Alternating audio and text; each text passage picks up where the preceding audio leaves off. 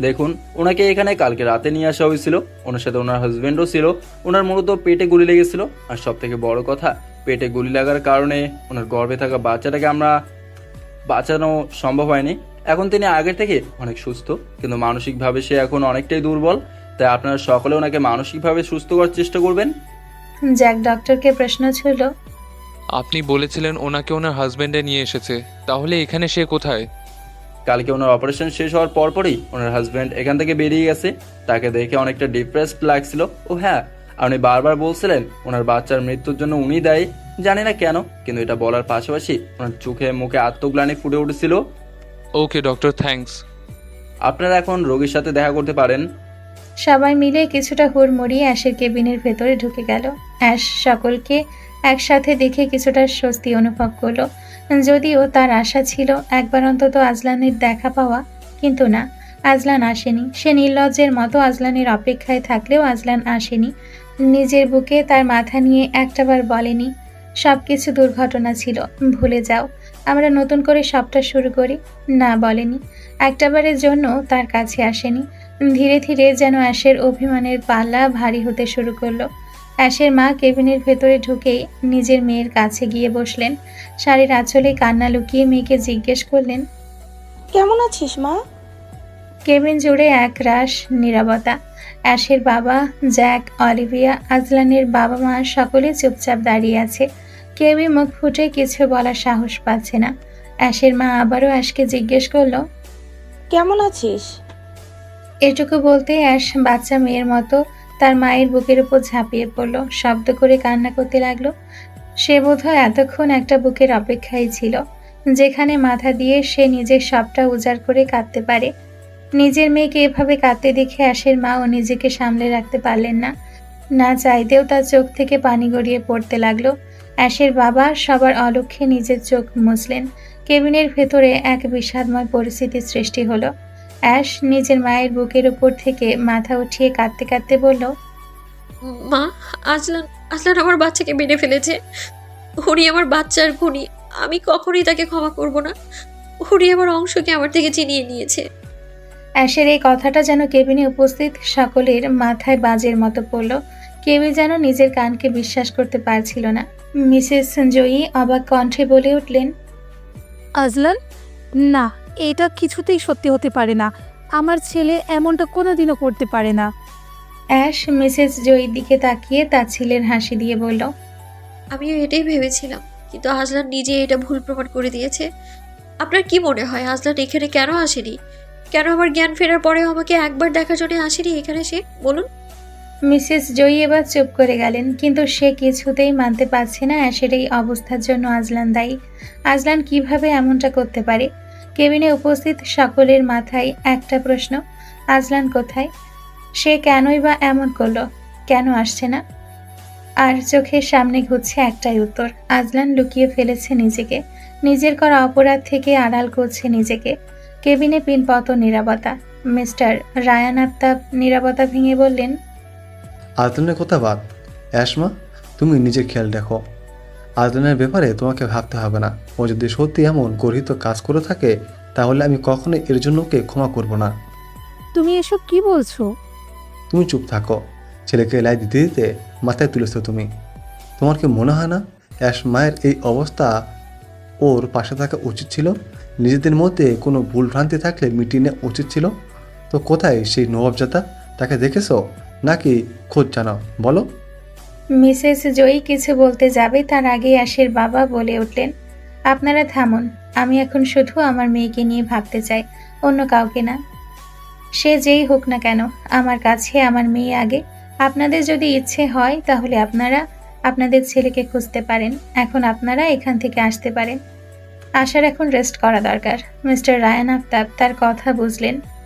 নিজের মেয়েকে এই অবস্থায় দেখে যে কোনো বাবারই মনের অবস্থা এমন হবে। তাই তিনি আর কথা না বাড়িয়ে মিসেস জয়ীকে নিয়ে কেবিনের বাইরে আসলেন। তাদের সাথে জ্যাক আর অলিভিয়াও কেবিনের বাইরে চলে আসলো। সকলে কেবিন থেকে বেরিয়ে আসতেই অ্যাশের বাবা মা তার পাশে বসে তাকে সান্ত্বনা দিতে লাগলো। অ্যাশ তার বাবা মাকে উদ্দেশ্য করে বলল, আমি একটা সিদ্ধান্ত নিয়েছি, তোমরা কি আমার পাশে থাকবে? আসলাম তালুকদার নিজের মেয়ের মাথায় হাত বুলিয়ে দিতে দিতে বললেন, তুই যে সিদ্ধান্ত নিস না কেন, আমরা সবসময় তোর পাশে আছি। অ্যাশ চোখ ভর্তি পানি নিয়ে আসলাম তালুকদারের দিকে তাকিয়ে বলল, বাবা, আমি আজলানের সাথে সব সম্পর্ক শেষ করতে চাই। পাশে থাকবে তো আমার?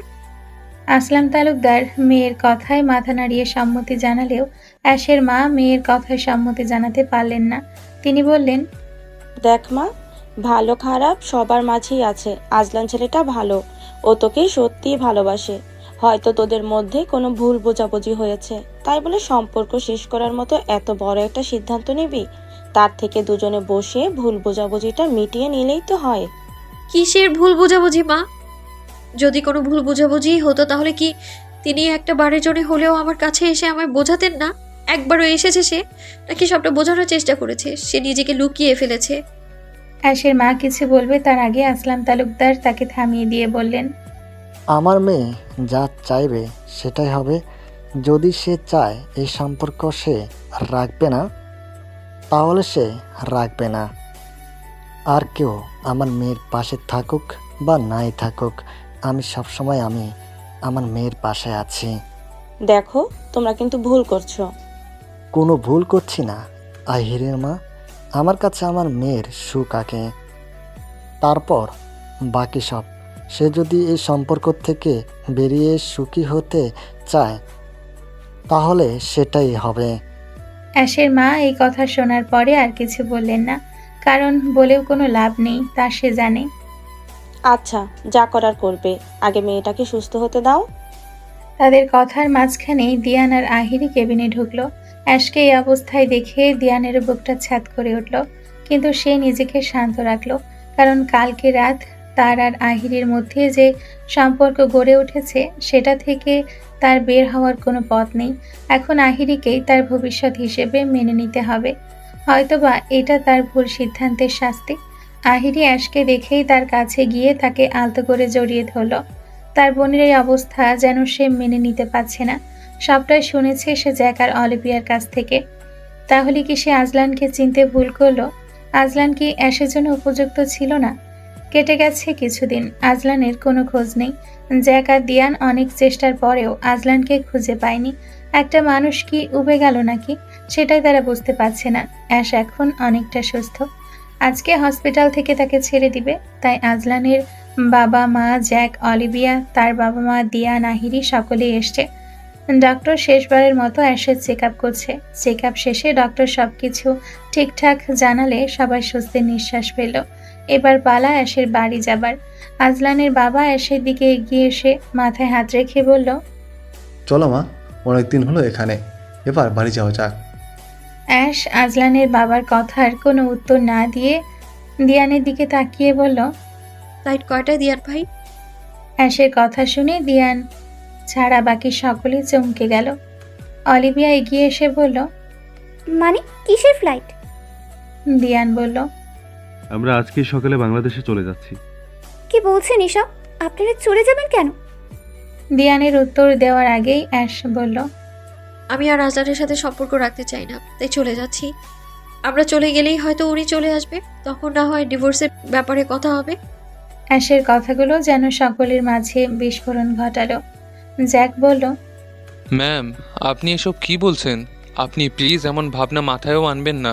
স্যার আপনাকে অনেক ভালোবাসে, সে আপনাকে ছাড়া বাঁচতে পারবে না। আমাকে ছাড়া এতদিন তো দিব্যি বেঁচে আছে। একবারের জন্যও তো আমায় দেখতে আসার প্রয়োজন বোধ হয়নি তার। কতবার তাকে একবার দেখার আশায় দরজার দিকে তাকিয়েছিলাম, ভেবেছিলাম আসবে সে, আমার সব ভুল ভাঙাবে, কিন্তু সে তো এলো না। আমার আজকে নিজের প্রতি রাগ হচ্ছে, কেন আমি এমন একটা মানুষকে ভালোবাসতে গিয়েছিলাম। বলতে পারেন, আমি জানি এক জীবনে মানুষ সব কিছু পায় না, তাই বলে কি আমি কিছু পাবো না? আমি আমার সন্তানকে হারালাম তার জন্য, সে কি সান্ত্বনা দেওয়ার জন্যও আমার কাছে একটাবারের জন্য আসবে না? তাকে যখন আমার প্রয়োজন ছিল, আমি যখন ভেতর থেকে যন্ত্রণায় গুড়িয়ে যাচ্ছিলাম, তখন কি তার আমায় সামলানোর জন্য হলেও আসা উচিত ছিল না? জ্যাক কি বলবে? অ্যাশ তো ভুল কিছুই বলছে না। কিন্তু অ্যাশের কথা শুনে আজলানের মা চুপ থাকলেন না। তিনি বললেন, বুঝলাম তুমি তোমার সন্তানকে হারিয়েছো, তাই বলে তুমি আমার ছেলের নামে এতটাও দোষারোপ করার অধিকার রাখো না। সন্তানটা তোমার একার ছিল না, তাই তুমি যেমন তোমার সন্তান হারিয়েছো, আমার ছেলেও কিন্তু তার সন্তানকে হারিয়েছে। তাই বলে তুমি ওর অনুপস্থিতিতে এত বড় সিদ্ধান্ত নিতে পারো না। অ্যাশ কিছুটা ভাঙা ভাঙা কণ্ঠে বলল, সন্তান হারানোর কষ্ট বোঝেন? ও আমার রক্তে মিশেছিল, আমার মধ্যে বড় হচ্ছিল, বুঝবেনই বা কি করে? আজলান তো আপনার নিজের ছেলে না। অ্যাশের এই কথাটা আবারও সকলের মাঝে বিস্ফোরণ ঘটালো। মিসেস জয়ী আর মিস্টার আফতাব যেন নিজের কানকে বিশ্বাস করতে পারছিল না। আজলান তাদের নিজের সন্তান না। মিসেস জয়ী অ্যাশকে ধমক দিয়ে বললেন, চুপ করো, কি যাতা বলছো? আজলান আমার নিজের ছেলে, আমি ওর জন্মদাত্রী। তোমার মাথা কি গেছে? এতক্ষণ যা বলেছো। সন্তান হারিয়ে সবার মাথা কিনে নাওনি। তোমাকে আমি মেনে নিয়েছিলাম, কিন্তু আমার ছেলের খুশির জন্য। আর সেই কিনা তুমি এখন আমার ছেলের জন্ম নিয়ে প্রশ্ন তুলছো। মিস্টার আফতাব বললেন, দেখো আসমা, এটা কিন্তু ঠিক না। তুমি না জেনে এভাবে কিছুই বলতে পারো না। মিসেস জয়ী আর মিস্টার আফতাবের সব কথা যেন অ্যাশের মাথার উপর থেকে যাচ্ছে। আজলান তো বলেছিল সে অ্যাডপ্টেড চাইল্ড, তাহলে এনারা কি বলছেন? অ্যাশ এত কিছু শোনার পরেও গলায় একটা তীব্র জোর নিয়ে বলল, আমাকে আপনাদের ছেলেই বলেছে, তাহলে নিশ্চয়ই আমি এতটা নিশ্চিত হয়ে কথাটা বলতাম না। আজলান বলেছে? হ্যাঁ, আর সাথে এটাও বলেছিল যে আপনারা তাকে বাংলাদেশের কোনো একটা অনাথ আশ্রম থেকে এনেছেন, তাই উনি নিজের আসল বাবা মাকে খুঁজতে বাংলাদেশেও গিয়েছিল। অ্যাশের কথা শুনে মিসেস জয়ী মিস্টার আফতাবের কলার চেপে ধরলেন, ঝাঁঝালো কণ্ঠে বললেন, তোমাকে বলেছিলাম আমি এমনটা না করতে, তাও তুমি করেছিলে। আর আজ তোমার জন্য আমার ছেলে আমাকে নিজের জন্মদাত্রী মা ভাবছে না। এইটুকু পুচকে মেয়ের থেকে আমার এত কথা শুনতে হচ্ছে। তুমি কেন সেই অ্যাডপশনের কাগজে রিভানের বদলে আজলানের নাম লেখাতে গিয়েছিলে? আমি বারণ করার পরও কেন করেছিলে বলো? মিস্টার আফতাব চুপ করে রইলেন, কারণ তার স্ত্রী ঠিকই বলছে। সে তো বারবার তাকে এমনটা করতে বারণ করেছিল, তাও সে রিভানের জন্য এমন করেছিল। ও যেন কোনোদিন জানতে না পারে যে ও তাদের রক্তের কেউ না, বরং ওকে দত্তক আনা হয়েছিল। তাই তো তিনি এমনটা করেছিলেন। কিন্তু এমন করার কারণে যে আজলান নিজেকে তাদের অ্যাডপ্টেড চাইল্ড মনে করবে, সেটা তো তার ভাবনাতেই ছিল। অ্যাশ সকলের মাঝখান থেকে উঠে বলল, দিয়ান ভাই, আমাদের ফ্লাইট কয়টায়? আজকে রাতে। তাহলে বাড়ি চলুন, আপনাদের প্যাকিং করতে হবে তো সব।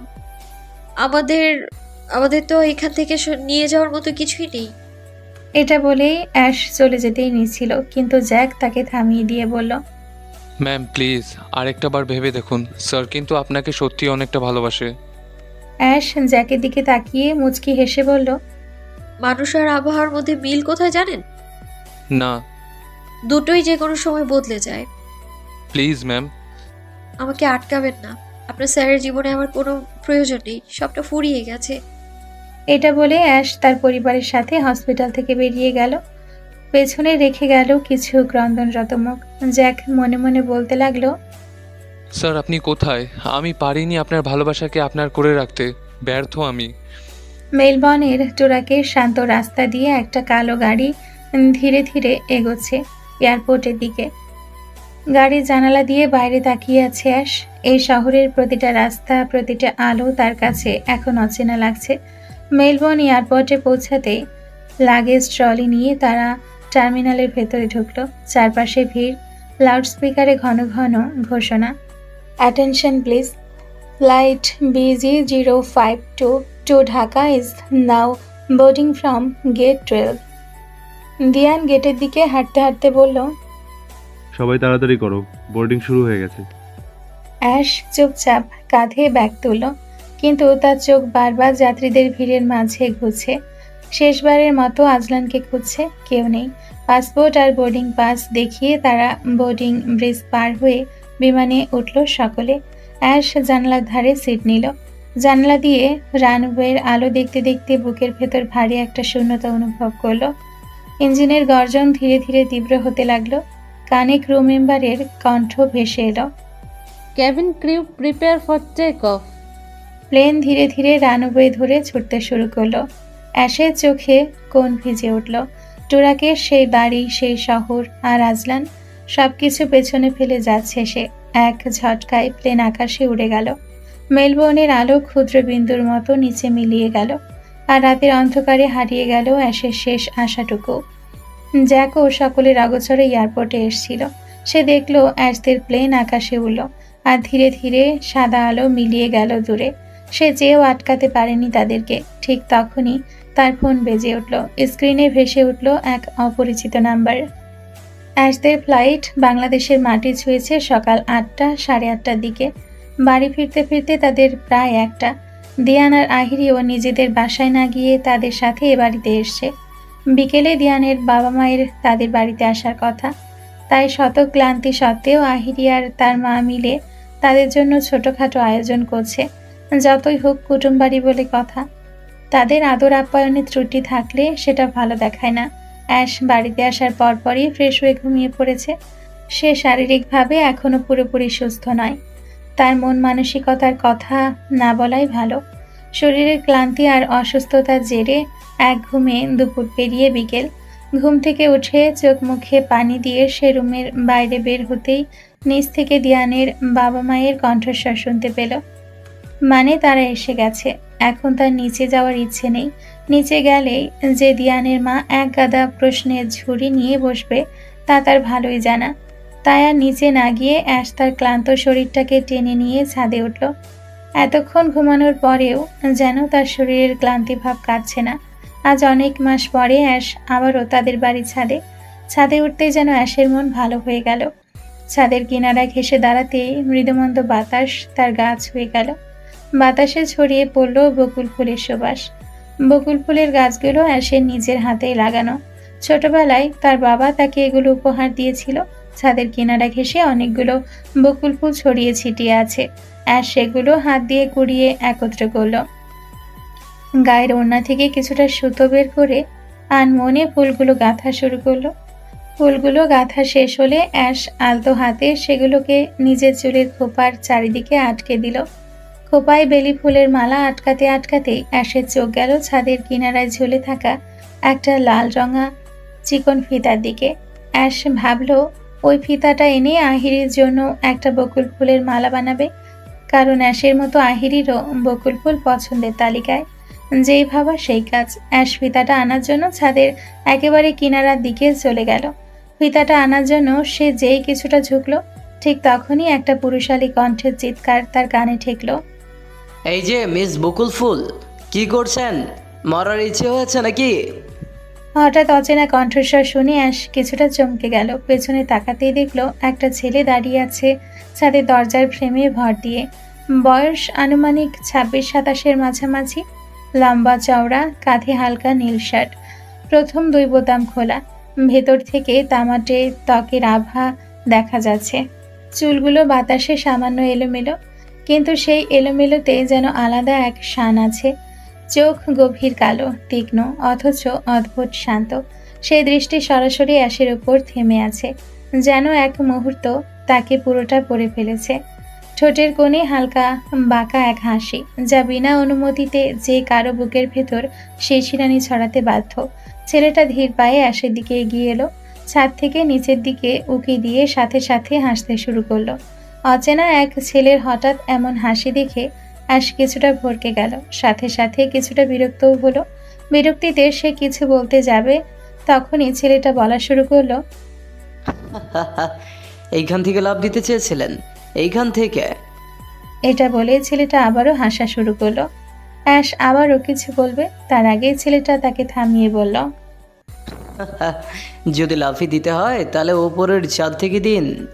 এইখান থেকে দিলে কিচ্ছু হবে না, বড়জোর হাত পা ভেঙে 3 থেকে 4 মাস বিছানায় শুয়ে থাকবেন। তার থেকে আমি ভালো বুদ্ধি দেই, এই ওপরের ছাদ থেকে লাফ দিন, একেবারে পুরো ওপরে চলে যাবেন। এটা বলে ছেলেটা আবারও হাসতে হাসতে ছাদের সিঁড়ি বেয়ে নিচে চলে গেল। আর অ্যাশ সেখানেই বোকার মতো দাঁড়িয়ে রইল। এতক্ষণে সবটা যেন তার মাথার উপর থেকে বেরিয়ে গেল। কিছুক্ষণ পর অ্যাশ ছাদ থেকে নিচে নেমে এলো। যদিও তার নিচে আসার কোনো মন মানসিকতা ছিল না, তবুও সে তখনকার সে ছেলেটার পরিচয় জানার উদ্দেশ্যে নিচে এসছে। সিঁড়ি দিয়ে নিচে নামতে নামতে অ্যাশ ড্রয়িং রুমের আশেপাশে চোখ বুলিয়ে নিচ্ছিল, কিন্তু না, ড্রয়িং রুমের কোথাও সে ছেলেটা নেই। অ্যাশকে নিচে নামতে দেখে দিয়ানের মা তাকে নিজের কাছে ডেকে বসতে বললেন। অ্যাশও তার কথায় সম্মান রক্ষার্থে সবার সাথে বসে পড়ল। তা মা কেমন আছো? শুনলাম তুমি নাকি অসুস্থ। জি আন্টি, এখন আলহামদুলিল্লাহ ভালো আছি। তা তোমার জামাই কোথায়? আমি কিন্তু অনেক আগেই আহিরি মায়ের থেকে শুনেছিলাম তোমার জামাই নাকি তোমাকে চোখে হারায়। তা সে কোথায়? তাকে তো দেখছি না। আসলে আন্টি, অ্যাশ আজলানের কথা বলতে গিয়েও থেমে গেল। সে টের পাচ্ছে তার গলা কাঁপছে, স্বর বের হতে চাচ্ছে না। মুহূর্তেই তার চোখের সামনে ভেসে উঠল সেই বিভীষিকাময় রাতের কথা, যে রাতে সে আজলানকে চিনেছিল, যে রাতে সে আজলানের হাতে নিজের অংশকে হারিয়েছিল। মুহূর্তেই তার চোখের কানে সে জল জমা হলো। সে সবার অলক্ষ্যে সেটা মুছে নিল। দিয়ানের মা অ্যাশকে আবারও কিছু জিজ্ঞেস করতে যাবে, তার আগেই দিয়ান তাকে থামিয়ে দিয়ে বলল, আসলে মা, তোমাকে বলা হয়নি, আজলান আর আশার ডিভোর্স হয়ে গেছে। আজলান আশাকে ঠকিয়ে বিয়ে করেছিল, আর তাই আমরা ওদের ডিভোর্স করিয়ে আশাকে বরাবরের মতো দেশে নিয়ে এসেছি। কি বলিস? হ্যাঁ মা, এটাই সত্যি। দিয়ানের কথা শুনে অ্যাশ দিয়ানের দিকে তাকালো। দিয়ান তাকে ইশারায় শান্ত থাকতে বলল। দিয়ানের মা অ্যাশের এমন অবস্থার কথা শুনে খুবই মর্মাহত হলেন। তিনি অ্যাশের মাথায় হাত বোলাতে বোলাতে বললেন, যা হবার হয়ে গেছে মা, এগুলো মনে রেখো না। তোমার এখনো বাকি জীবন পড়ে আছে। সব সময় মনে রাখবে, সৃষ্টিকর্তা যা করেন সৃষ্টির মঙ্গলের জন্যই করেন। অ্যাশ মাথা নাড়িয়ে হ্যাঁ বলল। আচ্ছা তোরা গল্প কর, আমরা বেয়াই আর বেয়ানকে নিয়ে ছাদে ঘুরে আসি। এটা বলে অ্যাশের বাবা মা দিয়ানের বাবা মাকে নিয়ে ছাদে যাওয়ার জন্য পা বাড়ালো। দিয়ানও নিজের রুমে চলে এলো, আর আহিরি সোফায় বসে ফোন ঘাটাঘাটি করছে। আহিরি ছাড়া বাকি সকলেই চলে গিয়েছে দেখে অ্যাশও আর সেখানে থাকতে চাইল না। সে নিজের রুমে আসার জন্য সোফা থেকে উঠতে নিতে একটা কণ্ঠস্বর তাকে থামিয়ে দেয়। সেই তখনকার সে অচেনা ছেলেটার কণ্ঠস্বর। আরে মিস বকুল ফুল, আপনি এখানে? আহিরি কপাল কুঁচকে ছেলেটার কাছে জিজ্ঞেস করে, ও এখানে থাকবে না তো কোথায় থাকবে? আর মিস বকুল ফুল কি? ওর নাম তো আশা। ছেলেটি হাসতে হাসতে জবাব দিল, আমি তো ভেবেছিলাম উনি উপরের সাথে থাকবে, আর তোমাকে তো বলাই হয়নি। আমি যখন ছাদে গিয়েছিলাম তখন দেখি মেয়েটা ছাদ থেকে লাফ দেওয়ার চেষ্টা করছে। তখন তাকে বাঁচানোর জন্যই তো মিস বকুল ফুল বলে রেখেছিলাম। তখন ওখানে আমি না থাকলে এতক্ষণে উনি নিঃসন্দেহে টপকে যেতেন। এটা বলে ছেলেটা আবারও হাসতে শুরু করলো। ছেলেটার হাসির শব্দ যেন অ্যাশের গায়ে জ্বালা ধরিয়ে দিচ্ছে। সে কণ্ঠে বিরক্তি নিয়ে বলল, এই যে মিস্টার দাঁত কেলানি, আপনার প্রবলেমটা ঠিক কোথায়? চোখে নাকি মাথায়? মাথায় তো আপনার প্রবলেম। ওদের কথার মাঝখানে আহিরি বলে উঠল, এই থাম থাম, আগে এটা বল, তোরা একজন আরেকজনকে কি আগে থেকে চিনিস? অ্যাশ বলল না, আর অচেনা ছেলেটা বলল, হ্যাঁ। এই আপনি আমাকে আগে থেকে চিনলেন কি করে? ওই যে তখন যখন আপনি দুনিয়ার মায়া ত্যাগ করে উপরে যাওয়ার সিদ্ধান্ত নিচ্ছিলেন, তখন থেকে আপনাকে চিনি। আপনি এর মধ্যেই ভুলে গেলেন? আমি কেন এইসব উল্টাপাল্টা সিদ্ধান্ত নিতে যাব? ছেলেটা সোফায় বসতে বসতে বলল, সেটা আমি কোন দুঃখে জানতে যাব? আপা, এই ছেলেটাকে থামতে বলো তো, আমার কিন্তু ভালো লাগছে না একদমই। ছেলেটা আহিরিকে জিজ্ঞেস করলো, ভাবি এটা তোমার বোন? তোমার মতো একটা মিষ্টি মেয়ের এমন ঝগড়ুটে বোন থাকতে পারে, সেটা আমার কল্পনাতেও ছিল না। ভাবি? কে কার ভাবি? এই বানর মুখ লোকের ভাবি কে? অ্যাশ কপাল কুঁচকে প্রশ্ন করলো। আহিরি বেচারি ধীরে ধীরে বলল, আমি ওই বেচারা বানর মুখ ছেলের ভাবি আশা। ও আমার দেবর নেওয়াজ। এতদিন দেশের বাইরেই ছিল পড়াশোনার জন্য, তাই আমাদের বিয়েতেও আসতে পারেনি। কিছুদিন আগে দেশে এসেছে। অ্যাশ কিছুটা মুখ ভেঙচিয়ে বলল, নেওয়াজ না নেওল? এসে থেকে ঝগড়া লেগেই যাচ্ছে।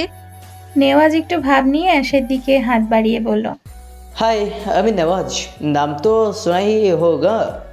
অ্যাশ নেওয়াজের কথার কোনো পাত্তা না দিয়ে উঠে নিজের রুমে চলে গেল। ভাবি তোমার বোনটা কি এরকমই? কিরকম? ঝগড়ুটে? আরে না, আসলে ওর জীবনের উপর থেকে এতদিন যে ঝড়ঝাপটা গেছে, তার জন্য হয়তো ওর মন মেজাজটা খারাপ। নেওয়াজ কৌতূহল নিয়ে জিজ্ঞেস করলো, কি হয়েছিল? পরে কোনো একদিন বলবো। বাবা মা তো বললো আজকে এখানে থাকবে। তাহলে তুমি আর দিয়ান গিয়ে বাজারটা করে নিয়ে এসো। আমি আর বাজার? নিয়াজ নাক ছিটকে বলল, কেন ভাই, সমস্যা আছে তোমার কোনো? ভাবি, তোমার কি আমাকে দেখে মনে হয় এমন হ্যান্ডসাম একটা ছেলে বাজার করতে পারে? পারে না, শিখে না। ঘরে বউ আসলে শুধু বাজার করা না, রান্না করাও লাগতে পারে। আমি তোমার ভাইকে পাঠিয়ে দিচ্ছি। এটা বলে আহিরি হাসতে হাসতে নিজের রুমের দিকে যাওয়া শুরু করলো। আর নেওয়াজ সোফাতে বসে অ্যাশের রুমের দিকে তাকিয়ে একটা মুচকি হাসি দিল, যা ছিল মুগ্ধতার বহিঃপ্রকাশ। জ্যাক আইসিইউর সামনে দাঁড়িয়ে আছে। ভেতরে বেডে নিস্তেজভাবে শুয়ে থাকা আজলানকে দেখে না চাইতেও তার চোখ থেকে অশ্রু গড়িয়ে পড়ল। সে সেটা মুছল না। সে এখন বুঝতে পারছে কেন আজলান অ্যাশের জ্ঞান ফেরার পরেও তার সাথে দেখা করতে যায়নি, কেনই বা তাকে এক নজর দেখার জন্য হাসপাতালের করিডরে গিয়ে দাঁড়ায়নি। জ্যাকের এখন ভীষণ আফসোস হচ্ছে, কেন সে আগে আজলানের খোঁজ পায়নি। অ্যাশ যদি আজলানের এই অবস্থার কথা জানতো তাহলে নিশ্চয়ই সে আজলানকে ছেড়ে যেত না। তাদের মধ্যে এই সামান্য ভুল বোঝাবুঝির কারণে তারা এখন একে অন্যের থেকে এতটা দূরে। আচ্ছা, আজলান যখন জানতে পারবে অ্যাশ তাকে ছেড়ে চলে গেছে, তখন আজলান কি নিজেকে সামলাতে পারবে? জ্যাক তো জানে আজলান অ্যাশকে কতটা ভালোবাসে, এটাও জানে অ্যাশও আজলানকে ভালোবাসে, শুধুমাত্র অভিমানের আবরণে লুকিয়ে নিয়েছে তার ভালোবাসাকে। তাহলে এই দুটো মানুষের ভালোবাসার শেষ পরিণতি কি হবে? অতীত। জ্যাক যখন এয়ারপোর্টে ছিল তখন তার ফোনে আজলানের নাম্বার থেকে একটা কল যায়। এতদিন পর আজলানের নাম্বার থেকে নিজের ফোনে কল আসতে দেখে জ্যাক যতটা না খুশি হয়েছিল, তার থেকে বেশি ভীত ছিল এই ব্যাপারটা নিয়ে, যে সে কিভাবে আজলানকে জানাবে অ্যাশ তাকে ছেড়ে চলে গেছে। সে আটকাতে পারেনি তাকে। মাথায় শত চিন্তা আর মুখে কিছুটা ভীতির ছাপ নিয়ে জ্যাক অবশেষে ফোনটা ধরেই ফেলল। ফোন ধরার সাথে সাথে অপর পাশ থেকে এক অচেনা কণ্ঠস্বর ভেসে আসলো। পরিচিত নাম্বার থেকে অপরিচিত কণ্ঠস্বর শুনে জ্যাক কপাল কুঁচকাল। তাদের কথোপকথন। হ্যালো, আপনি কি মিস্টার জ্যাক বলছেন? জি, আপনি কে বলছেন? আর এই নাম্বার? আমি পুলিশ অফিসার অ্যাড্রিক্স। যে ফোনটা থেকে আপনাকে কল করা হয়েছে সেটার মালিক এখন হসপিটালে ভর্তি। 4-5 দিন আগে তার গাড়ি অ্যাক্সিডেন্ট হয়েছিল। পর্যাপ্ত চিকিৎসা দেওয়ার পরেও সে এখনও কমাতে আছে। তার সাথে এমন কোনো জিনিস ছিল না যেটা দিয়ে আমরা তার পরিচয় শনাক্ত করতে পারবো। ফোনটা অনেকটা ড্যামেজ ছিল, তাই এটা রিপেয়ার করতে কিছুদিন সময় লেগে গেছে। ফোন রিপেয়ারের পর কল লিস্টে প্রথম আপনার নাম্বারটাই পেলাম। আপনি যদি ওনার পরিবারের লোক হন কিংবা ওনার পরিবারকে চিনে থাকেন তাহলে তাদেরকে নিয়ে হসপিটালে চলে আসবেন। আজলানের এমন করুণ পরিস্থিতির কথা শুনে জ্যাক যেন স্তব্ধ হয়ে গেল। তার মুখ থেকে কোনো কথা বের হচ্ছে না। সে আর এক মুহূর্ত সময় ব্যয় না করে গাড়ি নিয়ে হসপিটালের উদ্দেশ্যে চলল। হসপিটালে পৌঁছানোর পরেই জ্যাক ডাক্তারের কাছ থেকে আজলানের ব্যাপারে সবটা জানল। সব কিছু জানার পরে জ্যাক চুপচাপ আজলানের আইসিইউর কেবিনের সামনে গিয়ে দাঁড়ালো। দরজার কাজ ভেদ করে তার দৃষ্টি পড়ল আজলানের শরীরে করা ব্যান্ডেজগুলোর ওপর, যে শরীরে জ্যাক আগে কখনো একটা দাগও দেখেনি। সেখানে আজ হাজারো ক্ষত চিহ্ন। বর্তমান জ্যাক আইসিইউর থেকে কিছুটা দূরে গিয়ে কাঁপা কাঁপা হাতে নিজের পকেট থেকে ফোনটা বের করলো। তারপর আজলানের বাবার নাম্বার ডায়াল করলো। কিছুক্ষণ রিং হওয়ার পরেই আজলানের বাবা ফোনটা ধরলেন। মিস্টার আফতাব ফোনটা ধরার সাথে সাথে জ্যাক শুধু তাকে হসপিটালের ঠিকানাটা দিল আর মিসেস জয়ী আর অলিভিয়াকে নিয়ে হাসপাতালে আসতে বলল। মিস্টার আফতাব কিছু জিজ্ঞেস করার আগেই জ্যাক ফোনটা কেটে দিল। তার এই মুহূর্তে ফোনে সবটা বলা সম্ভব নয়। কথা বলা শেষে জ্যাক ডাক্তারের কাছে আজলানের সাথে দেখা করার পারমিশন নিতে গেল। ডাক্তারের পারমিশন পাওয়ার পর জ্যাক নিঃশব্দ পায়ে আইসিইউর ভেতরে ঢুকলো। ঘরটা সাদা আলোয় ভরে আছে। যন্ত্রপাতির টিকটিক শব্দ যেন একটা অদ্ভুত ভয় আর নিঃশব্দ কষ্টকে আরো গাঢ় করে তুলছে। জ্যাক ধীরে ধীরে আজলানের বেডের পাশে গিয়ে দাঁড়ালো। নিস্তেজ ফ্যাকাশে চেহারাটা দেখে তার বুকটা হাহাকার করে উঠল। সেই শক্ত রোড আজলান আজ কতটা ভেঙে পড়েছে, যেন সময় তাকে হার মানিয়েছে। জ্যাক হাত বাড়িয়ে আজলানের হাতটা নিজের হাতে নিয়ে ফেলল। ঠান্ডা হয়ে যাওয়া আঙ্গুলগুলোতে নিজের উষ্ণতা মিশিয়ে দিল। চোখের কোণে অশ্রু জমে উঠল, কিন্তু সে সেগুলো মুছল না। কাঁপা কাঁপা গলায় কান্না ভেজা কণ্ঠে বলল, আজলান স্যার, আপনি জানেন না আমি আপনার কাছে কতটা দেরিতে পৌঁছেছি। যদি আপনার খবরটা আগেই জানতে পারতাম তাহলে হয়তো আজ আপনার পাশে আমি না, অ্যাশ ম্যাম থাকতো। অ্যাশ ম্যাম আপনাকে ছেড়ে চলে গেছে স্যার, কিন্তু সেটা আপনাকে ভালোবাসার জন্য না। আপনিই তো তার সব কিছু ছিলেন। আমি জানি আপনার জায়গা তার মনে কখনো কেউ নিতে পারবে না। তার অভিমান তাকে আপনার কাছ থেকে দূরে সরিয়ে নিয়েছে। সে যে বলল আপনি তার বাচ্চার খুনি, বিশ্বাস করুন আমরা কেউ বিশ্বাস করিনি। আমি জানি সেও এটা বিশ্বাস করে না। সবটা বলেছে নিজের ভেতরে থাকা অভিমান থেকে। আপনি একবার ঠিক হয়ে যান স্যার, আমরা আবার ম্যামকে ফিরিয়ে আনবো। প্লিজ স্যার কথা বলুন। দেখুন আপনিই জিতেছেন, আমার আগেই আপনি বাবা হতেন। আমি আবারও হেরে গেছি। আমাকে এখন কথা শোনানোর জন্য হলেও আপনি জেগে উঠুন। আপনি না থাকলে কে আমাকে সারাক্ষণ খোটা দেবে? কে আমার স্যালারির থেকে টাকা কাটবে? কে আমাকে সারাদিন কাজের উপরে রাখবে? আমার কষ্টের সময় কে ভরসার হাত আমার কাঁধে রাখবে স্যার? প্লিজ। একটু থেমে জ্যাক গভীর শ্বাস নিল।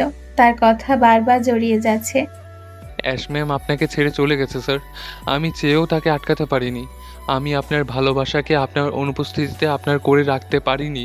সে চলে গেছে। বকা দেবেন না আমায়? বলবেন না কেন আমি তাকে আটকে রাখতে পারিনি? ধমক দিবেন না? প্লিজ স্যার কিছু তো বলুন।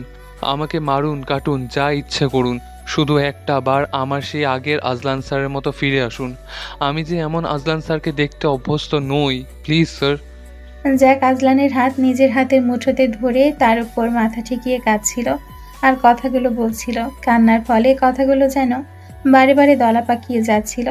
হঠাৎই জ্যাক অনুভব করলো তার হাতের ভেতর আজলানের আঙ্গুলগুলো সামান্য নড়ে উঠল। জ্যাক যেন স্তব্ধ হয়ে গেল। মুহূর্তেই তার বুকের ভেতর আশার আলো জ্বলে উঠল। মরুভূমির মধ্যে কাফেলারা সামান্য পানির ফোয়ারা দেখলে তাদের যেমন চোখে আশার দীপ্তি জ্বলে ওঠে, জ্যাকের চোখেও এখন তেমনই আশার দীপ্তি দেখা যাচ্ছে। আজলান রেসপন্স করছে। জ্যাক এক মুহূর্ত সময় ব্যয় না করে ডাক্তারদের ডাকলো। Doctor, doctor, Azlan Azlan sir নড়ছে। জ্যাকের সারা চোখে মুখে খুশি ঝিলিক। কয়েক সেকেন্ডের মধ্যে ডাক্তার আর নার্সরা ছুটে এলো।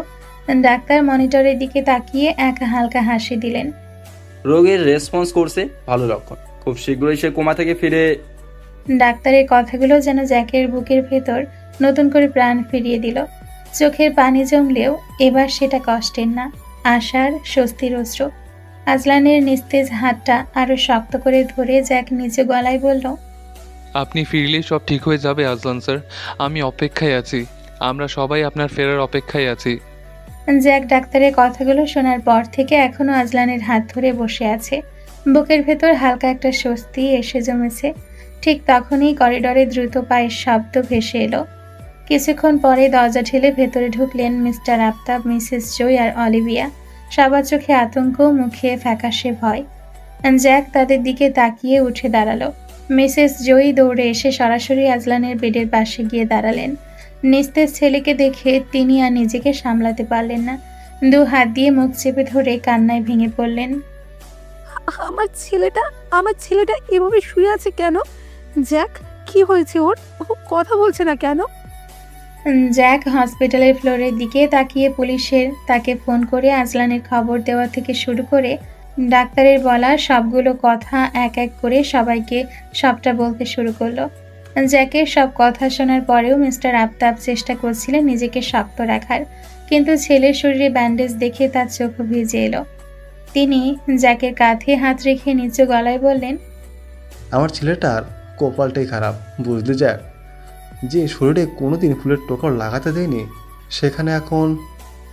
বাকিটুকু আর বলতে পারলেন না। তার আগেই কান্নায় ভেঙে পড়লেন মিস্টার আফতাব। জ্যাকের গলা ভারী হয়ে এলো। স্যার নিজেকে শক্ত করুন। আজলান স্যার রেসপন্স করেছে। ডক্টর বলেছে সে খুব শীঘ্রই আমাদের মাঝে ফিরে আসবে, সুস্থ হয়ে যাবে। অলিভিয়া চোখ মুছতে মুছতে বেডের কাছে এসে দাঁড়ালো। কাপা গলায় বলল, তোমার অ্যাশ তোমাকে ছেড়ে, এই দেশ ছেড়ে এক বুক কষ্ট নিয়ে চলে গেছে আজলান। তোমাকে ওকে ফিরিয়ে আনার জন্য হলেও তাড়াতাড়ি ফিরতে হবে। তুমি ছাড়া ওকে আর কেউ ফিরাতে পারবে না। আমি জানি তুমি খুব তাড়াতাড়ি সুস্থ হয়ে যাবে। রাজা কখনো হারতে পারে না। You are a king. তুমি কখনো হারতে পারো না। ভালোবাসার ক্ষেত্রে তো একেবারেই না। ডাক্তার এসে সবার দিকে তাকিয়ে শান্ত গলায় বললেন, আপনারা ভয় পাবেন না, উনি সাড়া দিয়েছেন। আশা আছে খুব তাড়াতাড়ি কোমা থেকে জেগে উঠবেন। ডাক্তারের এই কথায় ঘরে এক নিঃশ্বাসে স্বস্তি নেমে এলো। সন্ধ্যার ঘরটা নীরব। পর্দার ফাঁক দিয়ে লালচে সূর্যের আলো ঢুকে পড়ছে। চারপাশে যেন এক ধরনের শুনশান অন্ধকার জমেছে, অথচ আলোটা কেবল অ্যাশকে মনে করিয়ে দিচ্ছে তার জীবনেও আলো একসময় ছিল, এখন নেই। এখন তার জীবন ঘন কালো অন্ধকারে আচ্ছন্ন। সে জানে না কবে এই আধার কাটবে, আদৌ কাটবে কিনা তাও জানে না। আদৌ সে আজলানকে ভুলতে পারবে কিনা জানে না সে। অ্যাশ তার বিছানার এক কোণে গুটিসুটি মেরে বসে আছে, চোখ দুটো ফুলে লাল হয়ে আছে। না চাইতেও এই অন্ধকার ঘর তাকে কাঁদাচ্ছে। কদিন আগে তার ভেতরে নতুন এক প্রাণ ছিল, তার ভালোবাসার স্মারক। অথচ এক মুহূর্তে সব ভেঙে গেল। তার ভালোবাসার করা গুলিতে সেই প্রাণটা নিভে গেল। সবটাই অন্ধকার আচ্ছন্ন ঘর তাকে আবারও মনে করাচ্ছে। অ্যাশ ভেবেছিল অন্তত হাসপাতালে শুয়ে যখন মৃত্যুর সাথে লড়াই করছে, তখন আজলান হয়তো একটাবার আসবে, হয়তো হাত ধরে বলবে সব ঠিক হয়ে যাবে। কিন্তু সেই প্রতীক্ষার ঘরে কেউ আসেনি। একবারের জন্য তার চোখে চোখ রাখেনি মানুষটা। আর এর জন্যই এক আকাশ পরিমাণ অভিমান জমে উঠেছিল তার বুকের ভেতর। অথচ ভালোবাসা, ভালোবাসা কি এত সহজে মরে যায়? না, সে এখনো আজলানকে ভালোবাসে, যাকে তার সব কিছু দিয়ে দিয়েছে। সে আজলানের ব্যাপারে সবটা জানা সত্ত্বেও তাকে ভালোবাসে।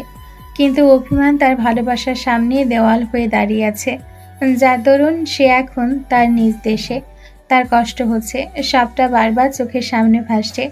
আজলানের জন্য তার হাসপাতালে বসে অপেক্ষার প্রহর গোনা, ডাক্তারের বলা কথা আর সেই রাতের সেই ঘটনা, সবটা তার চোখের সামনে ভাসছে। সব থেকে বেশি আজলানের অনুপস্থিতিটা তাকে কষ্ট দিচ্ছে। ভালোবাসে বলেই হয়তো এই কষ্টটা তার অসহনীয় হয়ে উঠছে। আজলানের ভালোবাসা, তার কেয়ার, সবকিছু স্মৃতি যেন তাকে পীড়া দিচ্ছে। অস্ট্রেলিয়ার শহর, আলো ঝলমলে জীবন ছেড়ে সে বাংলাদেশে ফিরে আসছে। ভেবেছিল দেশে ফিরলে হয়তো শান্তি পাবে, আপনজনের ভিড়ে মন হালকা হবে, আজলানকে ভুলতে পারবে।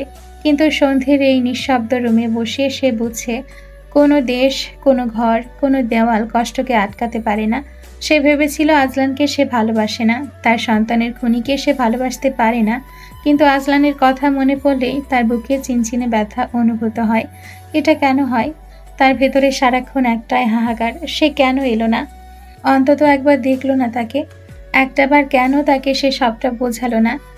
সে কি তাকে ভালোবাসে না? সে যদি ভালোবাসার দাবি নিয়ে তার মনের কাঠগড়ায় দাঁড়াতো, তাহলে কি সে তাকে ফিরিয়ে দিত? সে তার বাচ্চাকে হারিয়েছে বলে কি সে তার ভালোবাসাকেও হারিয়ে ফেলতে চাইতো? আজলান তো বুদ্ধিমান, সে কি একটাবারের জন্য এটা ভেবে দেখলো না? চোখ বেয়ে টলটল করে অশ্রু গড়িয়ে পড়ল অ্যাশের।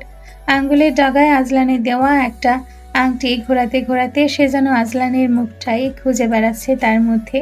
হয়তো ভাঙা কণ্ঠে বলছে, আপনি আসেননি আজলান, আমার কথা ভাবেননি আপনি, তবুও কেন আমার বেহায়া মন আপনার সান্নিধ্য চায়? অন্ধকার নামতে নামতে ঘরটা ভারী হয়ে উঠল। বাইরে ঝিঝি পোকার শব্দ কানে বাজছে। অ্যাশ শূন্য চোখে ছাদের দিকে তাকিয়ে আছে। বুকের ভেতর জমে থাকা কষ্ট ধীরে ধীরে নিঃশ্বাসে রূপ নিচ্ছে, একটা ভারী দীর্ঘশ্বাস।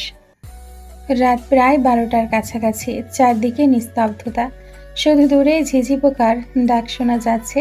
অ্যাশ বাড়িতে ফেরার পরে তেমন কিছু একটা খায়নি, যদিও রাতের খাবার খাওয়ার সময় আহিরি তাকে ডাকতে এসেছিল, কিন্তু সে তাকে দরজা থেকেই ক্ষুধা নেই বলে পাঠিয়ে দিয়েছে।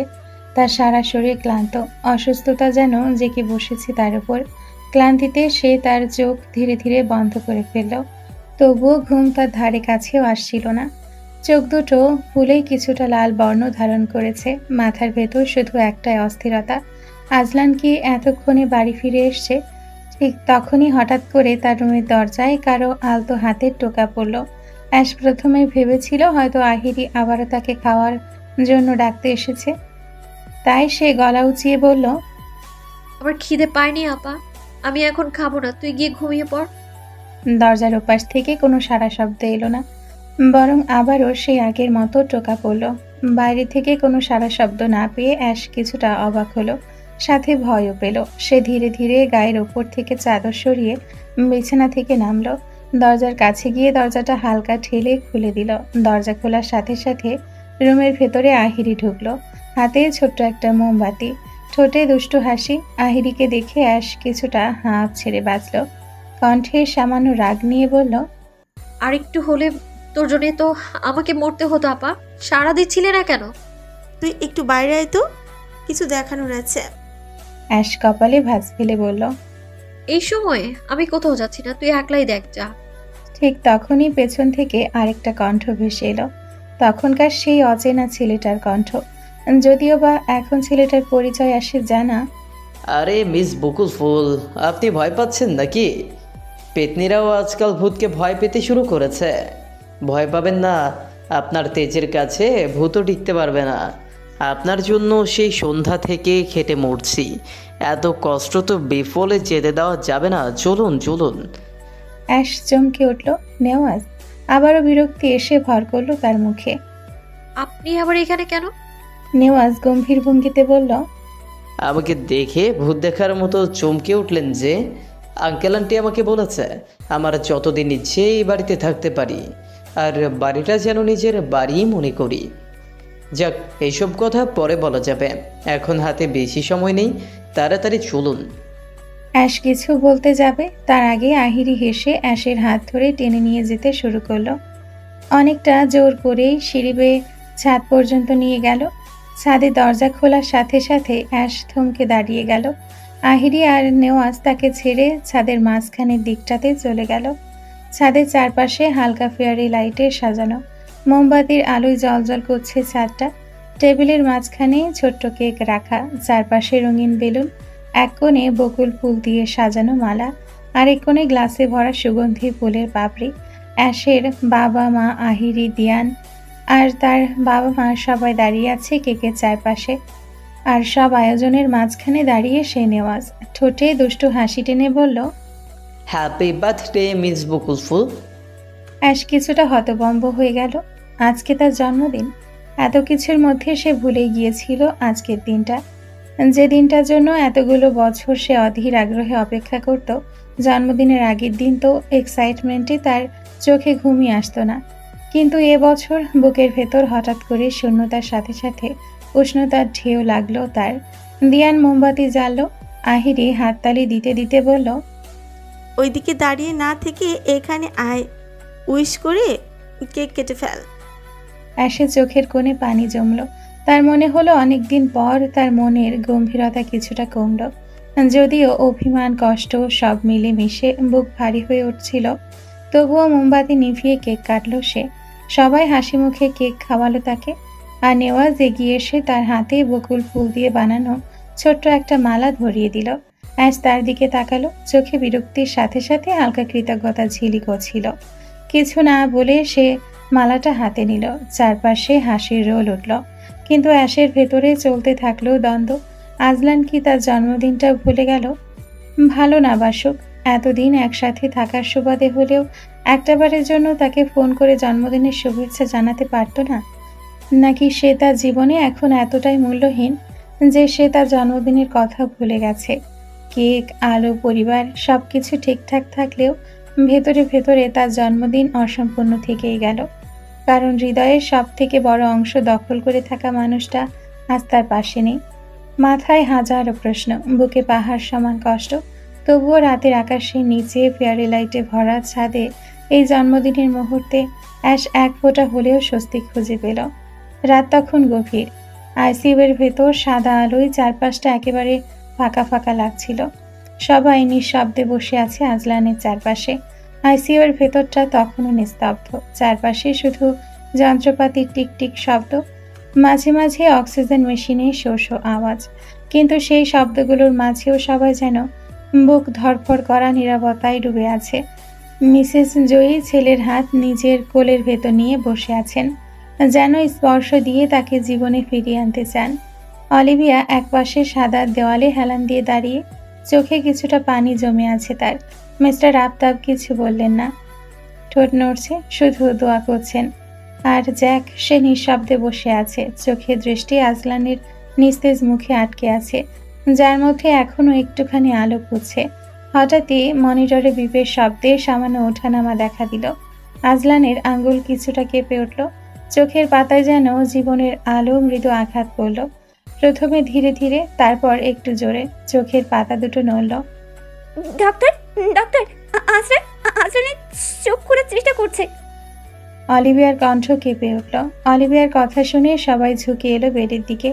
আজলানের চোখ আধ খোলা হলো। অস্পষ্ট দৃষ্টিতে চারপাশ দেখতে লাগলো সে, কিন্তু কেবিনের মৃদু আলো ও তার চোখে সইল না। আবারও চোখ বন্ধ করে ফেলল সে। মিসেস জয়ী আজলানের কপালে হাত রেখে কাঁদতে কাঁদতে বললেন, আমার ছেলে চোখ খুলেছে, এবার আর কোনো চিন্তা নেই, এই সব ঠিক হয়ে যাবে। আমার আজলান আবার আগের মতো আমাকে মম বলে ডাকবে। ডাক্তার এসে কিছুক্ষণ অভিজ্ঞ চোখে মনিটর পর্যবেক্ষণ করলেন, তারপর নিচু স্বরে বললেন, রোগী কনসাস হচ্ছে, কিন্তু কথা বলাতে যাবেন না, ধীরে ধীরে সে নিজে থেকেই সাড়া দেবে। কিন্তু আজলান যেন থেমে থাকতে পারল না। তার শুকনো ঠোঁট নড়ল, গলা দিয়ে কর্কশ কণ্ঠ বের হলো। ঘর যেন হঠাৎ জমে গেল। সবার দৃষ্টি এক মুহূর্তে জমাট বাঁধল সেই নামের ওপর, যে নামটা এতদিন আজলান বুকের ভেতর বহন করেছে। অচেতন অবস্থাতেও যা একবারের জন্য হারায়নি। আজলান চোখ মেলে মায়ের মুখ দেখতে চাইল, কিন্তু কণ্ঠ এখনো দুর্বল। কোথায় মম? ও ঠিক আছে তো? জ্যাক সবকিছু চুপচাপ দেখছিল। বুকের ভেতর অদ্ভুত ভার জমে গেল। আজলান কতটা দুর্বল, কতটা অসহায় হয়ে আসে নাম ধরে ডাকছে, তার খোঁজ করছে, তা দেখে জ্যাকের বুক হু হু করে উঠল। মিসেস জয়ী বুক ভরে দীর্ঘশ্বাস নিলেন, চোখ ভিজে উঠল, কিন্তু নিজেকে সামলে ছেলে চুলে হাত বুলিয়ে শান্ত গলায় বললেন, হ্যাঁ বাবা, অ্যাশ ঠিক আছে, ও খুব ভালো আছে। তুমি সুস্থ হলেই ওকে নিয়ে আসবো এখানে। এখন এই অবস্থায় তোমাকে দেখে অ্যাশ থাকতে পারবে না, ও তোমাকে এভাবে দেখতে পারবে না। আজলান চোখ আধবোজা করে সবটা শুনছিল। তার নিঃশ্বাস ভারী হয়ে উঠল, চোখের কোণে জল দেখা দিল, ঠোঁট কাঁপল। সে আবারও ফিসফিস করে বলল, অ্যাশ আমার উপর রেগে আছে, তাই না মম? তার জন্যই ও আমার কাছে আসছে না। বিশ্বাস করো মম, আমি ইচ্ছে করে কিচ্ছু করিনি। মিসেস জয়ী ফুপিয়ে কাঁদলেন। আজলানের হাত মৃদু চেপে ধরলেন। জানি তো, আমি আমার ছেলেকে ভালোভাবেই চিনি। তোমার মম তোমাকে বিশ্বাস করে আজলান। এখন বেশি কথা বলো না, চিন্তা করো না, সব ঠিক হয়ে যাবে। অ্যাশও সবটা বুঝতে পারবে। কিন্তু আজলান তাতে থামল না। তার চোখ জ্যাককে খুঁজে নিল। অস্পষ্ট দৃষ্টিতেও সে যেন টের পেল ওই মানুষটা সব জানে। গলা কাঁপিয়ে আবারও জিজ্ঞেস করলো, জ্যাক, অ্যাশ কোথায়? জ্যাক এক মুহূর্ত চোখ সরিয়ে নিল। বুকের ভেতর হাহাকার উঠল। সে কিভাবে এখন সত্যিটা বলবে? তার চোখ ভিজে উঠল, ঠোঁট কেঁপে গেল, কিন্তু কিছুই বলতে পারল না। ডাক্তার বললেন এখন বেশি কথা বলা যাবে না, কিন্তু আজলান যেন নিজেকে কিছুতেই শান্ত রাখতে পারছে না। তার চারিদিক শূন্য লাগছে। সে আস্তে করে ফিসফিস করে বলল, আমি তোমাকে দেখতে চাই, একটা বার নিজের পক্ষে সুপারিশ করতে চাই, দেব না সে সুযোগ? আজলানের চোখে অশ্রু চিকচিক করলো। সেই মুহূর্তে বোঝা গেল অচেতনতার গভীর অন্ধকার থেকেও তার হৃদয় শুধু একটি নাম ডেকেছে, তার ভালোবাসার নাম। মিসেস জয়ী আজলানের কেবিন থেকে বের হতে কান্নায় ভেঙে পড়লেন। বুকের ভেতর লুকিয়ে থাকা ব্যথা আর চেপে রাখতে পারলেন না। মিস্টার আফতাব চোখ মুছে তাকে শান্ত করার চেষ্টা করলেন, কিন্তু তারও গলা ভারী হয়ে এলো। তার ছেলে যখন জানতে পারবে অ্যাশ তাকে ছেড়ে চলে গেছে, তখন সে আজলানকে কিভাবে সামলাবে, কিভাবে কাটিয়ে উঠবে এই পরিস্থিতি? অদূর ভবিষ্যতের এই চিন্তায় মিস্টার আফতাবকে ভেতর থেকে নাড়িয়ে দিচ্ছে। হসপিটালের আধো আলোয় তখন আশা আর যন্ত্রণার এক অদ্ভুত মিশেল। কিন্তু একটা কথা স্পষ্ট, আজলানের প্রথম জাগরণে যে নাম ঠোঁট ছুঁয়ে বেরিয়েছে, সেটাই তার জীবনের শেষ নিঃশ্বাস পর্যন্ত বেঁচে থাকার কারণ হবে। সকালের আলো পর্দার ফাঁক বলে ধীরে ধীরে ঘরে ঢুকছে। হালকা বাতাসে জানালা ঝুলে থাকা পাতলা কাপড় দুলে উঠছে। অ্যাশ ধীরে চোখ মেলল, একটা দীর্ঘ নিঃশ্বাস টেনে নিল বুক ভরে। রাতের সব ভার যেন একটু হলেও হালকা হলো। ফ্রেশ হয়ে আয়নার সামনে দাঁড়াতেই মনে হলো আজকের দিনটা কেমন যেন নতুন হয়ে আসছে। ড্রয়িং রুমে পা রাখতেই দেখলো সবাই একসাথে বসে আছে। হাসাহাসি আলাপ সব মিলিয়ে পরিবেশটা প্রাণবন্ত। আহিরি, দিয়ান, নেওয়াজ তিনজনে ব্যস্ত আলোচনায়। কি নিয়ে এত আলোচনা হচ্ছে? অ্যাশ এগিয়ে এসে সোফায় বসতে বসতে জিজ্ঞেস করলো। আহিরি মুখ তুলে হেসে বলল, আশা, আজ তোর জন্মদিন তো, তাই আজকে আলোচনার কেন্দ্রবিন্দু তুই। আজকে যা হবে সব তোকে নিয়ে, শপিং, খাওয়া দাওয়া সব। অস্ট্রেলিয়ায় বসে এগুলো মিস করেছে। আজকে তোর জন্মদিনের অজুহাতে হলে সব করা হবে। দিয়ান উচ্ছ্বাস ভরা কণ্ঠে যোগ করলো, ঠিক তাই, আজ তোর থেকে আমাদের ট্রিট চাই আশা, আর শপিং মলে গিয়ে তুই যেটা চাইবি সেটাই তোকে জন্মদিনের উপহার হিসেবে দেব। নেওয়াজ আর আহিরিও দিয়ানের কথায় একমত পোষণ করলো। অ্যাশ হালকা হেসে মাথা নাড়ল। তাদের এই উচ্ছ্বাসে মনের ভার কেটে যাচ্ছিল কিছুটা। সে দিব্যি বুঝতে পারছে দিয়ান আর আহিরি এসব কিছু তাকে হাসি খুশি রাখার জন্যই করছে। তারা চাইছে অ্যাশ যেন সবটা ভুলে নতুনভাবে নিজেকে তৈরি করে ভবিষ্যতের জন্য। কিন্তু চাইলে কি সবটা ভোলা যায়? আর সেটা যদি হয় আত্মার সাথে মিশে থাকা কোনো সত্যি, তাহলে সেটা অস্বীকার করা, ভুলে যাওয়া তার মতো কোনো সাধারণ মানুষের পক্ষে সম্ভব না। অ্যাশ, নেওয়াজ, দিয়ান আর আহিরি এই চারজন শপিং মলে এসছে। তাদের প্ল্যান হচ্ছে এখান থেকে কেনাকাটা শেষ করে পাশের রেস্টুরেন্টে দুপুরের খাবার খেয়ে তারপর সকলে একসাথে বাড়ি ফিরবে। শপিং মলে এসে চারপাশের ভিড়, আলো, সাজসজ্জা দেখে অ্যাশের ভেতরটা কেমন যেন হালকা লাগলো। তারা সকলে মিলিয়ে প্রথমেই একটা শাড়ির দোকানে ঢুকলো। দোকানে ঢুকতেই দোকানদার তাদের সকলকে রং বেরঙের নানা ধরনের শাড়ি দেখাতে শুরু করলো। আহিরি একটার পর একটা শাড়ি নিজের গায়ের উপর দিয়ে দেখছে কোন শাড়িটাতে তাকে বেশি মানাচ্ছে। আর দিয়ান, সে তো আহিরির জন্য একটার পর একটা শাড়ি বাছাই করে ট্রায়ালের জন্য তার হাতে দিতে ব্যস্ত। চারিদিকে মানুষের এত কোলাহল, এত শোরগোলের মাঝে ব্যাস চুপচাপ শান্তভাবে চেয়ারে বসে আছে। তার মধ্যে শাড়ি দেখার কোনো আগ্রহই নেই। বিষয়টা নেওয়াজের চোখ এড়ালো না। তার মতে মেয়েরা হচ্ছে এক প্রকার অশান্তিপ্রিয় প্রাণী। সেখানে যখন অ্যাশ সামনে এত শাড়ি দেখেও চুপচাপ শান্তভাবে বসে আছে, শাড়ি কেনার আগ্রহ প্রকাশ করছে না, তাহলে নিশ্চয়ই কোনো কারণেই তার মন ভীষণ খারাপ।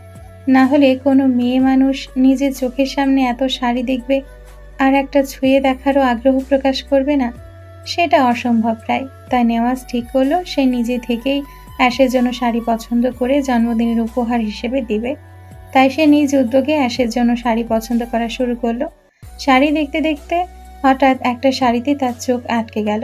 লাল টুকটুকে একদম ঝলমলে জামদানি। নেওয়াজ শাড়িটা হাতে নিল, কিছুক্ষণ উল্টে পাল্টে ভালো করে দেখলো। তারপর একবারের জন্য অ্যাশের দিকে তাকিয়ে আবারও শাড়ির দিকে তাকিয়ে একটা মুচকি হাসি দিল। অ্যাশ চুপচাপ চেয়ারে বসে আহিরি আর দিয়ানের কাণ্ড দেখছিল।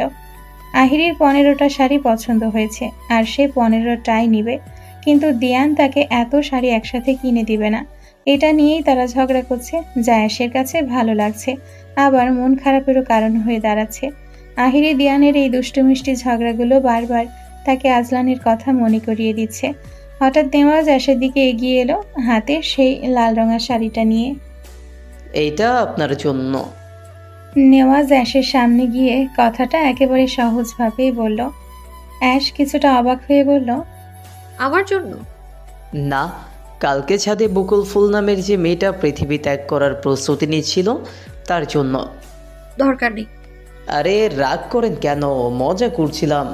বার্থডে গার্লের রাগ করা মানায় না। এই নিন ধরুন, এটা আপনার জন্মদিনের গিফট।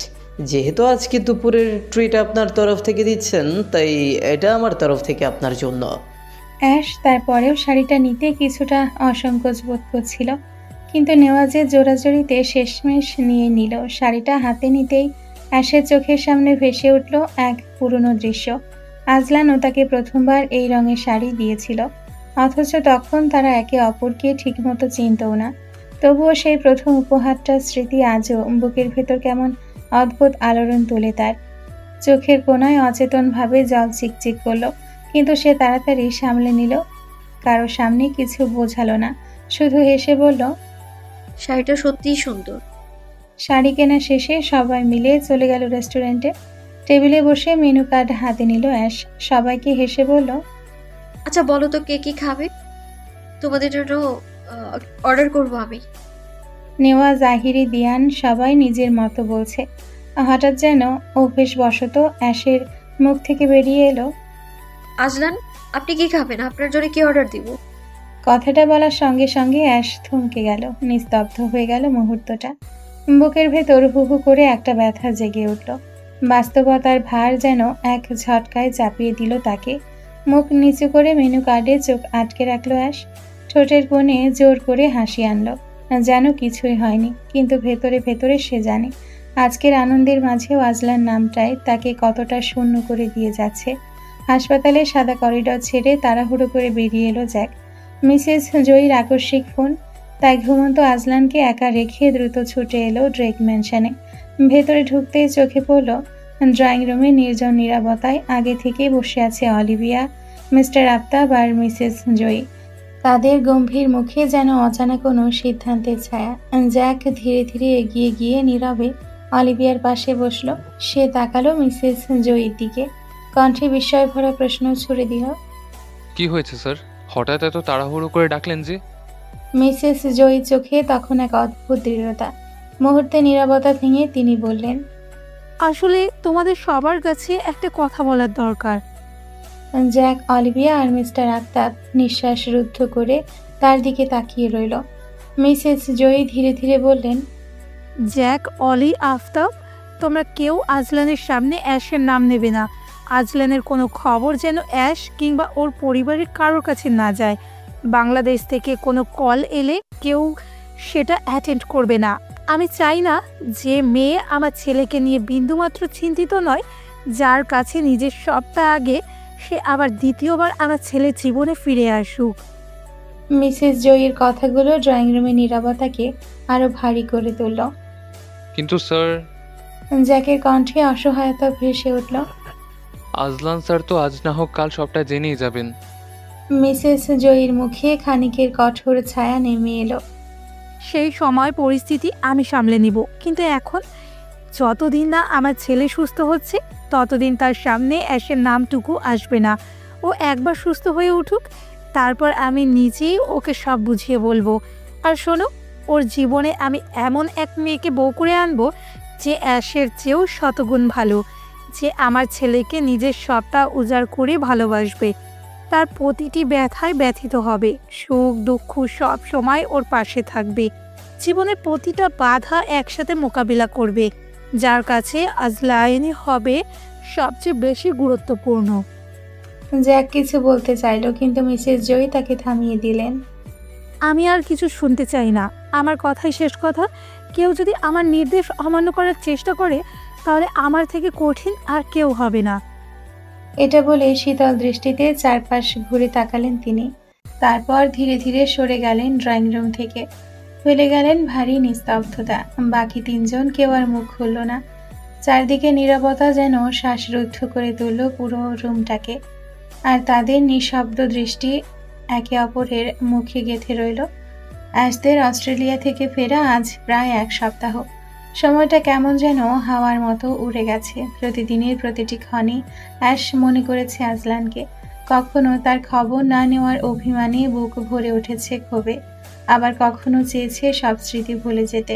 কিন্তু রাতের নীরব আধার, নিঃশব্দ অন্ধকার যেন বারবার টেনে আনে তাকে সেই বিষণ্ণ অতীতে, যেখানে প্রতিটি ক্ষত রক্তক্ষরণের মতো বেদনাদায়ক হয়ে ওঠে। এই কদিনে দিয়ান, নেওয়াজ আর আহিরি ছিল তার সঙ্গী। দিয়ানের বাবা মা অ্যাশের জন্মদিনের পরদিনই চলে গেলেও নেওয়াজ থেকে গেছে অ্যাশের পাশে। তাদের সম্পর্কের বন্ধন ভাঙা কাটার মতো ছিল এক সময়, অথচ আজ তা বদলে গেছে সহজ বন্ধুত্বে। আপনি থেকে তুমিতে নামা এই পথটা পেরিয়ে এসছে হাসি ঠাট্টা আর খুনসুটির স্রোতে ভেসে। অ্যাশের প্রতিটি দুঃখে নেওয়াজের প্রাণ খোলা রসিকতা যেন আলো হয়ে ঢুকেছে। তার ইচ্ছে মতো সবকিছু মেনে নেওয়া, সব সময় তাকে হাসাতে চাওয়া ধীরে ধীরে যেন মুছে দিয়েছে তাদের মধ্যে থাকা দূরত্বের রেখা। বিকেলবেলা অ্যাশ আর নেওয়াজ বসেছিল ড্রয়িং রুমে। অকারণ গল্প, অঝোর হাসি, দুজনের প্রাণ খোলা উচ্ছ্বাসে পুরো বাড়ি মুখর হয়ে উঠেছিল। পাশ দিয়ে যাওয়ার পথে আসলাম তালুকদার হঠাৎ থেমে গেলেন। কতদিন পরে তার মেয়েকে এসে এভাবে প্রাণ খুলে হাসতে দেখছে, যেই হাসিতে চোখ মুখ উজ্জ্বল হয়ে উঠছে অ্যাশের। অ্যাশের সামনে সোফায় বসে থাকা নেওয়াজ তার দিকে তাকিয়ে আছে মুগ্ধ দৃষ্টিতে। অভিজ্ঞ চোখে আসলাম তালুকদার দেখলেন সবটুকু, কিন্তু কিছু না বলেই চুপচাপ সরে গেলেন নিজ ঘরে। কিছুক্ষণ পর আহিরি এসে ডেকে নিয়ে গেল নেওয়াজকে আসলাম তালুকদারের রুমে। বাবা আসবো? আহিরি দরজায় দাঁড়িয়ে বলল, আয় মা। নিয়াজ বাবা, তুমি এসো। নেওয়াজ ভদ্রতার হাসি নিয়ে আসলাম তালুকদারের রুমে প্রবেশ করলো। আঙ্কেল, আমাকে ডাকছিলেন? হ্যাঁ বাবা, কিছু কথা ছিল তোমার সাথে। আসলাম তালুকদার হালকা ইশারায় আহিরিকে বাইরে পাঠালেন। আহিরি বাইরে যেতেই তিনি রুমের দরজা হালকা বন্ধ করে নিলেন। ঘরে তখন নিঃশব্দ ভারী নীরবতা। দাঁড়িয়ে আছো কেন? বসো। না আঙ্কেল, আমি ঠিক আছি। কণ্ঠে ইতস্তত ভর করে আসলাম তালুকদার বললেন, আসলে বাবা, তোমাকে কথাটা কিভাবে বলবো বুঝতে পারছি না। আঙ্কেল, আপনি দ্বিধা করবেন না, আমার কাছে তো আপনি বাবার মতোই, তাই আপনার যা বলার বলে ফেলুন তো।